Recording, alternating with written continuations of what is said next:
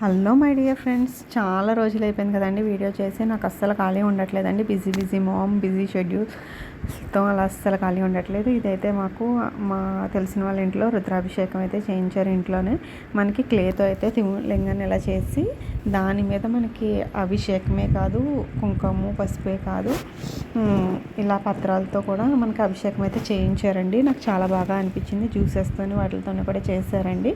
ఇవన్నీ కూడా పంతులు గారు అరేంజ్మెంట్స్ చేశారండి. దీనికైతే 3 hours టైం అయితే పట్టిందండి. మాకు చాలా బాగా అనిపించింది. లాస్ట్ బిల్వపత్రాలతో అయితే కనుక ఇలాగా వేసాము. ఇదంతా పూర్తి అవ్వడానికి ఒక 3 hours అయితే పడుతుంది. కాకపోతే కొంచెం మనం పేషెన్స్తో అయితే మన భక్తితో చేస్తే చాలా బాగుంటుంది. అదే ఈవినింగ్ అయితే మేము చెన్నై షాపింగ్ మాల్కి వెళ్ళామండి.